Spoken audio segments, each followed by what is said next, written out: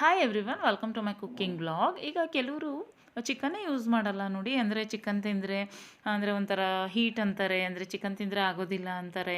ಅಂಥವರೆಲ್ಲ ಈ ಥರ ಸ್ವಲ್ಪ ಚಿಕನ್ ಮಾಡಿಕೊಂಡ್ರೆ ಆರಾಮಾಗಿ ಈಸಿಯಾಗಿ ತಿನ್ಬೋದು. ಅಂದರೆ ತುಂಬ ಮೆಂತ್ಯ ಸೊಪ್ಪು ಮೆಂತ್ಯ ಕಾಳೆಲ್ಲ ನೆನೆಸಿರ್ತೀವಿ ನೋಡಿ, ಅದನ್ನೇ ಯೂಸ್ ಮಾಡಿಕೊಂಡು ಚಿಕನ್ ಮಾಡಿಕೊಂಡ್ರೆ ತುಂಬ ಚೆನ್ನಾಗಾಗುತ್ತೆ. ಇದನ್ನು ಮಾಡಲಿಕ್ಕೆ ನಾನಿಲ್ಲಿ ಒಂದು 4 ಟೊಮೊಟೊವನ್ನು ಸಣ್ಣದಾಗಿ ಹೆಚ್ಚಿಟ್ಕೊಂಡಿದ್ದೀನಿ.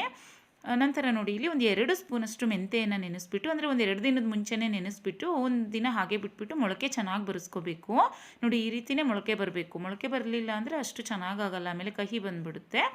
ನಂತರ ನೋಡಿ ಇಲ್ಲಿ ನಾನೊಂದು ಒಂದೆರಡು ಮೆಂತ್ಯ ಸೊಪ್ಪು ಮತ್ತು ಒಂದು ಪುದೀನ ಸೊಪ್ಪು ಮತ್ತು ಒಂದು ಕೊತ್ತಂಬರಿ ಸೊಪ್ಪನ್ನು ಸಣ್ಣದಾಗಿ ಹೆಚ್ಚಿಟ್ಕೊಂಡಿದ್ದೀನಿ. ಒಂದು 4 ಈರುಳ್ಳಿನ ಉದ್ದದಾಗಿ ಹೆಚ್ಚಿಟ್ಕೊಂಡಿದ್ದೀನಿ.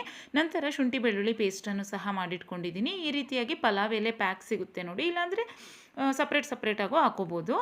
ಇಲ್ಲಿ ನಾನು ಇದನ್ನು ಮಾಡ್ಕೊಳ್ಳಿಕ್ಕೆ ಒಂದು ಪಾತ್ರೆಗೆ ಫಸ್ಟು ಒಂದು 4-5 ಸ್ಪೂನಷ್ಟು, ಅಂದರೆ ಸ್ವಲ್ಪ ಜಾಸ್ತಿನೇ, ಒಂದು ಅರ್ಧ ಬೌಲಷ್ಟು ಎಣ್ಣೆ ಹಾಕ್ಕೊಂಡಿದ್ದೀನಿ.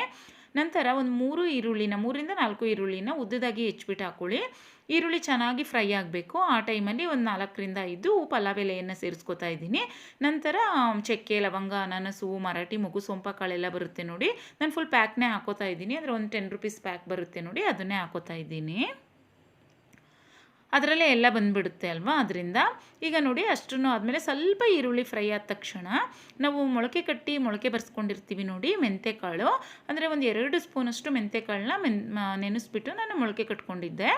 ಅದನ್ನು ಇದಕ್ಕೆ ಸೇರಿಸ್ಕೊತಾ ಇದ್ದೀನಿ. ತುಂಬ ಟೇಸ್ಟು ತುಂಬ ಚೆನ್ನಾಗಿ ಬರುತ್ತೆ. ಮತ್ತು ಯಾರು ಚಿಕನ್ ಇಡ್ಸಲ್ಲ ಅಂತಾರೆ ನೋಡಿ ತಿಂದರೆ, ಅಂಥವರು ಸಹ ಈ ಥರ ಮಾಡ್ಕೊಂಡು ತಿಂದರೆ ತುಂಬ ಚೆನ್ನಾಗಾಗುತ್ತೆ. ಒಂದು ಸರಿ ಟ್ರೈ ಮಾಡಿ. ಮತ್ತು ತುಂಬ ಹೀಟ್ ಆಗುತ್ತೆ ಅಂತಾರೆ, ಆ ಥರ ಏನೂ ಆಗೋದಿಲ್ಲ. ನಾವು ತುಂಬ ಚಿಕನ್ ಯೂಸ್ ಮಾಡ್ತೀವಿ ಅಂದರೆ ಈ ಥರ ಏನು ಮಾಡ್ಕೊಳ್ಳಲ್ಲ. ಅಂದರೆ ಕೆಲವ್ರಿಗೆ ಇಡ್ಸಲ್ಲ ಅಂತಾರೆ, ಅಂಥವ್ರು ಈ ರೀತಿಯಾಗಿ ಯಾರು ಚಿಕನ್ ಇಡ್ಸಲ್ಲ ಅಂತಾರೆ ಅಂಥವರು ಮೆಂತ್ಯ ಸೊಪ್ಪು ಮೆಂತ್ಯ ಕಾಳುಗಳನ್ನ ಬಳಸ್ಕೊಂಡು ಚಿಕನ್ ಮಾಡಿಕೊಂಡ್ರೆ ಹೀಟ್ ಬರಲ್ಲ ಅವ್ರಿಗೆ, ತುಂಬ ಚೆನ್ನಾಗಿ ಅನಿಸುತ್ತೆ ತಿನ್ನಲಿಕ್ಕೆ. ಏಕೆಂದರೆ ಮೆಂತ್ಯ ಕಾಳೆಲ್ಲ ತಂಪಲ್ವ, ಅದರಿಂದ. ನೋಡಿ ಈಗ ನಾನು ಒಂದು 2 ಕಟ್ಟಷ್ಟು ದೊಡ್ಡ ಕಟ್ಟೆ ತೊಗೊಂಡಿದ್ದೀನಿ. ಚಿಕ್ಕ ಕಟ್ಟಾದರೆ ಒಂದು 3-4 ಕಟ್ಟು ಮೆಂತ್ಯ ಸೊಪ್ಪನ್ನ ತೊಗೊಳ್ಳಿ. 1 ಕಟ್ಟು ಪುದೀನ ಸೊಪ್ಪು, 1 ಕಟ್ಟು ಕೊತ್ತಂಬರಿ ಸೊಪ್ಪನ್ನು ಹಾಕ್ಕೊಂಡಿದ್ದೀನಿ. ಈ ರೀತಿಯಾಗಿ ತುಂಬ ಸೊಪ್ಪುಗಳನ್ನ ಬಳಸಿ ಮಾಡ್ಕೊಳ್ಳೋದ್ರಿಂದನೂ ಚಿಕನ್ ಹೀಟ್ ಬರೋದಿಲ್ಲ ನೋಡಿ, ಅದರಿಂದ. ನೋಡಿ ಈಗ ಸೊಪ್ಪೆಲ್ಲನೂ ನೀಟಾಗಿ ಸಣ್ಣದಾಗಿ ಹೆಚ್ಚಿರೋದನ್ನ ಹಾಕ್ಬಿಟ್ಟು ಚೆನ್ನಾಗಿ ಸ್ವಲ್ಪ ಫ್ರೈ ಮಾಡ್ಕೊಳ್ಬೇಕು. ಈಗ ಸೊಪ್ಪೆಲ್ಲ ಸ್ವಲ್ಪ ಫ್ರೈ ಆದಮೇಲೆ ಈಗ ಅದಕ್ಕೆ ನಾನು 1 kgಯಷ್ಟು ಇಲ್ಲಿ ಚಿಕನ್ ಸೇರಿಸ್ಕೊತಾ ಇದ್ದೀನಿ.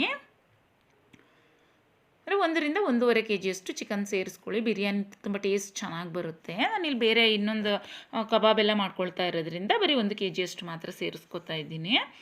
ಈಗ ನೋಡಿ ಈ ಚಿಕನ್ ಸೇರಿಸಿದ್ಮೇಲೂ ಅಷ್ಟೇ ಒಂದು ಸ್ವಲ್ಪ ಫ್ರೈ ಮಾಡಿಕೊಂಡು ಅದಕ್ಕೆ ಒಂದು 4 ಟೊಮೊಟೊವನ್ನು ಸಣ್ಣದಾಗಿ ಹೆಚ್ಚಿಬಿಟ್ಟು ಸೇರಿಸಿದ್ದೀನಿ. ಈಗ ಟೊಮೊಟೊ ಪೂರ್ತಿಯಾಗಿ ಸಾಫ್ಟ್ ಆಗಬೇಕು, ಅಲ್ಲಿ ತನಕ ಸ್ವಲ್ಪ ಅದನ್ನು ಕುಕ್ ಮಾಡ್ಕೋಬೇಕು. ಅಂದರೆ ಒಂದು ಅರ್ಧ ಸ್ಪೂನಷ್ಟು ಉಪ್ಪನ್ನು ಸೇರಿಸ್ಬಿಟ್ಟು ಕುಕ್ ಮಾಡ್ಕೊಳ್ಳಿ.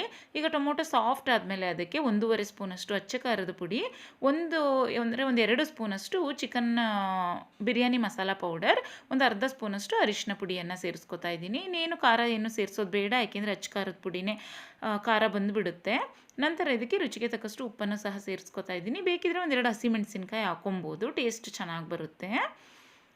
ಈಗ ನೋಡಿ ಎಲ್ಲವನ್ನು ನೀಟಾಗಿ ಒಂದು 5 ನಿಮಿಷ ಕುಕ್ ಮಾಡ್ಕೋಬೇಕು. ನೀಟಾಗಿ ಅದು ಎಣ್ಣೆ ಬಿಡಬೇಕು ನೋಡಿ, ಅಲ್ಲಿ ತನಕ ಚೆನ್ನಾಗಿ ಅದನ್ನು ಕುಕ್ ಮಾಡ್ಕೋಬೇಕು. ಆವಾಗ ಬಿರಿಯಾನಿ ಟೇಸ್ಟು ತುಂಬ ಚೆನ್ನಾಗಿ ಬರುತ್ತೆ. ಈಗ ನೋಡಿ ನಾನು ಚೆನ್ನಾಗಿ ಅದನ್ನು ಒಂದು 5 ನಿಮಿಷ ಕುಕ್ ಮಾಡ್ಕೊಂಡಿದ್ದೀನಿ. ಅದು ಸುತ್ತ ಎಣ್ಣೆ ಬಿಡಬೇಕು, ಅಲ್ಲಿ ತನಕ ಕುಕ್ ಮಾಡ್ಕೋಬೇಕು. ಈಗ ನೋಡಿ ನಾನು ಅದಕ್ಕೆ 2 ಗ್ಲಾಸಷ್ಟು ಅಕ್ಕಿಯನ್ನು ಸೇರಿಸ್ಕೊತಾ ಇದ್ದೀನಿ. ಅಂದರೆ ತುಂಬ ದೊಡ್ಡ ಗ್ಲಾಸಲ್ಲಿ 2 ಗ್ಲಾಸಷ್ಟು ಅಕ್ಕಿಯನ್ನು ಸೇರಿಸ್ಕೊತಾ ಇದ್ದೀನಿ. ಚಿಕ್ಕ ಗ್ಲಾಸಲ್ಲಾದರೆ ಒಂದು 4 ಗ್ಲಾಸಷ್ಟು ಆಗುತ್ತೆ ಇದು. ನಾನೊಂದು ತುಂಬಾ ದೊಡ್ಡ ಗ್ಲಾಸ್ ಇದು, ಆದರೆ 2 ಗ್ಲಾಸಸ್ ಸೇರಿಸ್ಕೊಂಡೆ. ಅಂದರೆ 4 ಗ್ಲಾಸ್ ಲೆಕ್ಕದಲ್ಲಿ ಬರುತ್ತೆ ಇದು. ಈಗ ಇದಕ್ಕೆ 2 ಗ್ಲಾಸ್ ಅಕ್ಕಿಯನ್ನು ಸೇರಿಸ್ಕೊಂಡು 4 ಗ್ಲಾಸಷ್ಟು ನೀರನ್ನು ಸೇರಿಸ್ಕೊತಾ ಇದ್ದೀನಿ. ಅಂದರೆ ನಾವು ಏನು ಅಕ್ಕಿ ಸೇರಿಸ್ತೀವಿ ನೋಡಿ, ಅದಕ್ಕೆ ಡಬಲ್ ಇದಕ್ಕೆ ನೀರನ್ನು ಸೇರಿಸ್ಕೊಬೇಕು. ಮತ್ತು ಇನ್ನೊಂದು ಅಂದರೆ ಒಂದು 1/4 ಲೋಟದಷ್ಟು ಜಾಸ್ತಿ ನೀರನ್ನು, ಏಕೆಂದರೆ ನಾವು ಪಾತ್ರೆಯಲ್ಲಿ ಮಾಡ್ಕೊಳ್ತಾ ಇದ್ದೀವಿ ನೋಡಿ, ಕುಕ್ಕರಲ್ಲಿ ಪರ್ಫೆಕ್ಟಾಗಿ ನೀರನ್ನು ಸೇರಿಸ್ಕೋಬೇಕು. ಪಾತ್ರೆಯಲ್ಲಿ ಮಾಡುವಾಗ ಒಂದು ಸ್ವಲ್ಪ ನೀರನ್ನು ಜಾಸ್ತಿ ಹಾಕ್ಕೋಬೇಕು, ಆವಾಗ ಬಿರಿಯಾನಿ ತುಂಬ ಚೆನ್ನಾಗೇ ಆಗುತ್ತೆ. ಅಂದರೆ ಅದೇನು ಅಕ್ಕಿ ಎಲ್ಲ ಬೇಯಬೇಕು ನೋಡಿ ಪರ್ಫೆಕ್ಟಾಗಿ, ಏಕೆಂದರೆ ಚಿಕನ್ ಬೇಯಬೇಕಲ್ವಾ, ಅದರಿಂದ ಒಂದು ಸ್ವಲ್ಪ ನೀರನ್ನು ಜಾಸ್ತಿ ಹಾಕ್ಕೋಬೇಕು. ನೋಡಿ ಈ ರೀತಿಯಾಗಿ ಎಣ್ಣೆ ಬಿಟ್ಕೊಂಡಿರಬೇಕು, ತುಂಬ ಚೆನ್ನಾಗಿ ಬರುತ್ತೆ ಚಿಕನ್ ಬಿರಿಯಾನಿ. ಈಗ ನೋಡಿ ಚೆನ್ನಾಗಿ ಕುದಿಸ್ಕೊಬೇಕು. ರುಚಿಗೆ ತಕ್ಕಷ್ಟು ಉಪ್ಪನ್ನು ಸಹ ಸೇರಿಸ್ಕೊಬೇಕು. ಮೇಲೆ ಒಂದು 2 ಸ್ಪೂನಷ್ಟು ತುಪ್ಪವನ್ನು ಹಾಕ್ಕೊಂಡ್ರು ಸಹ ತುಂಬ ಟೇಸ್ಟ್ ಚೆನ್ನಾಗಿ ಬರುತ್ತೆ. ನೋಡಿ ಈ ರೀತಿಯಾಗಿ ಪೂರ್ತಿಯಾಗಿ ಅನ್ನ ಏನಿದೆ ಅಂದರೆ ಅಕ್ಕಿ ಏನಿದೆ ನೋಡಿ ಸ್ವಲ್ಪ ನೀರೆಲ್ಲವನ್ನು ಎಳ್ಕೊಂಡು ಈ ರೀತಿಯಾಗಿ ಬಂದಾಗ ಪೂರ್ತಿಯಾಗಿ ಸಿಮ್ ಮಾಡಿಬಿಟ್ಟು ಬಿಡಬೇಕಾಗುತ್ತೆ. ಅಲ್ಲಿ ತನಕ ನಾವು ಐ ಫ್ಲೇಮಲ್ಲೇ ಬೇಯಿಸ್ಕೊಬೇಕಾಗುತ್ತೆ. ನೋಡಿ ಈ ಹದದಲ್ಲಿ ಬರಬೇಕು. ಅಲ್ಲಿ ತನಕ ನಾವು ಐ ಫ್ಲೇಮಲ್ಲಿ ಬೇಯಿಸ್ಕೊಂಡು ಈಗ ಪೂರ್ತಿಯಾಗಿ ಲೋ ಫ್ಲೇಮ್ ಮಾಡಿಬಿಟ್ಟು ಪಾತ್ರೆಯನ್ನು ಸುತ್ತ ತಿರುಗಿಸ್ಕೊಂಡು ಒಂದು 5ರಿಂದ ಅಂದರೆ ಒಂದು 10 ನಿಮಿಷನೇ ತೊಗೊಳುತ್ತೆ. ಪೂರ್ತಿಯಾಗಿ ಲೋ ಫ್ಲೇಮ್ ಮಾಡಿಬಿಟ್ಟು ಬಿಟ್ಬಿಡಬೇಕು. ಇದನ್ನು ಮುಚ್ಚಿಬಿಟ್ಟು ಒಂದು 5 ನಿಮಿಷಕ್ಕೂ ಇದನ್ನು ಈ ರೀತಿ ಒಂದು 2 ಸರಿ ತಿರುಗಿಸ್ಕೊಂಡ್ರೆ ತುಂಬ ನೋಡಿ ಈಗ ಪೂರ್ತಿಯಾಗಿ ಆಗಿದೆ. ಇದು ನಾನೀಗ ಆಫ್ ಮಾಡೋ ಟೈಮಲ್ಲಿ ತೋರಿಸ್ತಾ ಇದ್ದೀನಿ ನಿಮಗೆ. ಈಗ ನೋಡಿ ಈ ಟೈಮಲ್ಲಿ ಆಫ್ ಮಾಡಿಬಿಟ್ಟು ಹಾಗೆ ಬಿಟ್ಬಿಡಬೇಕು. ಅಂದರೆ ಸರ್ವ್ ಮಾಡೋಕ್ಕಿಂತ ಮುಂಚೆ ಒಂದು 5 ನಿಮಿಷ ಮುಂಚೆ ಆಫ್ ಮಾಡಿಬಿಟ್ಟು ಅದು ಅಕ್ಕಿ ಅರಳಲಿಕ್ಕೆ ಬಿಟ್ಬಿಡಬೇಕು. ನೋಡಿ ನಾನು ಇನ್ನೂ ಆಫ್ ಮಾಡಿಲ್ಲ, ಈಗ ಆಫ್ ಮಾಡ್ತೀನಿ. ಅದು ಹೊಗೆ ಹಾಗೆ ಬರ್ತಾ ಇದೆ ನೋಡಿ. ಈಗ ರುಚಿಯಾದಂತಹ ಬಿರಿಯಾನಿ ರೆಡಿ ಆಗುತ್ತೆ. ನಾವು ಇದಕ್ಕೆ ಒಂದು ಸ್ವಲ್ಪ ಕಬಾಬ್ ಸಹ ಮಾಡ್ಕೊಂಡಿದ್ವು. ಸೈಡ್ ಡಿಶ್ಶಾಗಿ ಯಾವುದೇ ಗ್ರೇವಿ ಬೇಕಿದ್ರೂ ಮಾಡ್ಕೊಳ್ಬೋದು. ಇಲ್ಲಾಂದರೆ ಈ ರೀತಿಯಾಗಿ ಕಬಾಬ್ ರೆಸಿಪಿ ಇದೆ ನನ್ನ ವಿಡಿಯೋನಲ್ಲಿ, ಯೂಟ್ಯೂಬ್ ಚಾನಲಲ್ಲಿ ಇದೆ. ಬೇಕಿದ್ದರೆ ವಿಡಿಯೋನ ನೋಡಿಬಿಟ್ಟು ಆ ರೀತಿ ಕಬಾಬ್ನ ಮಾಡ್ಕೊಳ್ಳಿ, ತುಂಬ ಟೇಸ್ಟಿಯಾಗಿ ಬರುತ್ತೆ. ಏನಿಲ್ಲ, ಒಂದು ಮೊಟ್ಟೆಗೆ ಶುಂಠಿ ಬೆಳ್ಳುಳ್ಳಿ ಪೇಸ್ಟು, ಒಂದು ಕಬಾಬ್ ಪೌಡರು, ಒಂದು ಸ್ವಲ್ಪ ಉಪ್ಪು ಮತ್ತು ಅಚ್ಚ ಖಾರದ ಪುಡಿಯನ್ನು ಮಿಕ್ಸ್ ಮಾಡಿಕೊಂಡು ಅದಕ್ಕೆ ಚಿಕನ್ ಸೇರಿಸ್ಬಿಟ್ಟು ಈ ರೀತಿ ಕಬಾಬ್ ಮಾಡಿಕೊಂಡ್ರೆ ತುಂಬ ಚೆನ್ನಾಗಿ ಬರುತ್ತೆ ಟೇಸ್ಟ್. ಇನ್ಸ್ಟಂಟಾಗಿ ಅಂದರೆ ಏನು ಕಬಾಬ್ ಪೌಡರ್ ಬರುತ್ತೆ ನೋಡಿ, ಅದನ್ನು ಒಂದು ಪ್ಯಾಕ್ ಫುಲ್ ಹಾಕೋಬೇಕು. ಇಲ್ಲ ಅಂದರೆ ಮನೆಯಲ್ಲೇ ಮಾಡ್ಕೊಳ್ಳೋದಾದರೆ ಒಂದು 3 ಸ್ಪೂನಷ್ಟು ಕಬಾಬ್ ಪೌಡರ್ನ ಹಾಕ್ಕೊಂಡು ಈ ರೀತಿ ಮಾಡಿಕೊಂಡ್ರೆ ತುಂಬ ಚೆನ್ನಾಗಿ ಬರುತ್ತೆ. ಮತ್ತು ಈಗ ಏನು ಬಿರಿಯಾನಿ ಮಾಡ್ಕೊಂಡಿದ್ವು ನೋಡಿ, ಸೊಪ್ಪೆಲ್ಲ ಹಾಕಿದ್ವು ಅಲ್ವಾ, ಅಂದರೆ ಟೇಸ್ಟು ಸಹ ಬಿರಿಯಾನಿದು ತುಂಬ ಚೆನ್ನಾಗಿ ಬಂದಿತ್ತು. ಸೈಡ್ ಡಿಶ್ಶಾಗಿ ಈ ರೀತಿ ಸಿಂಪಲ್ಲಾಗಿ ಕಬಾಬ್ ಮಾಡಿಕೊಂಡ್ರೆ ಅದಕ್ಕೆ ತುಂಬ ಚೆನ್ನಾಗಾಗುತ್ತೆ. ಗ್ರೇವಿ ಏನು ಬೇಕು ಅಂತ ಅವಶ್ಯಕತೆ ಇಲ್ಲ, ಏಕೆಂದರೆ ಸೊಪ್ಪೆಲ್ಲ ಹಾಕಿರೋದ್ರಿಂದ. ಮತ್ತು ಮೆಂತೆಕಾಳನ್ನ ನಾವು ಮೊಳಕೆ ಬರೆಸ್ಬಿಟ್ಟು ಹಾಕಿದ್ದೀವಿ ನೋಡಿ, ಟೇಸ್ಟ್ ಅಂತೂ ತುಂಬ ಚೆನ್ನಾಗಿ ಬಂದಿತ್ತು ಬಿರಿಯಾನಿದು. ಮತ್ತು ಯಾರು ಚಿಕನ್ ಇಷ್ಟಪಡಲ್ಲ ಅಂತಾರೆ ನೋಡಿ, ಅವ್ರು ಖಂಡಿತ ಈ ರೀತಿ ಮಾಡ್ಕೊಂಡು ಟ್ರೈ ಮಾಡಿ. ನಿಮಗೆ ಅಂದರೆ ಅದೇನು ಒಂಥರ ಅಂದರೆ ಚಿಕನ್ನಿಂದ ಮಾಡ್ಕೊಂಡಿದ್ದೀವಿ ಅಂತ ಅಷ್ಟು ಅನಿಸಲ್ಲ, ತುಂಬ ಚೆನ್ನಾಗಿ ಅನಿಸುತ್ತೆ. ಅಂಥವ್ರು ಬೇಕಿದ್ರೆ ಇನ್ನೂ 1-2 ಕಟ್ಟು ಮೆಂತ್ಯ ಸೊಪ್ಪನ್ನು ಹಾಕ್ಕೊಳ್ಳಿ.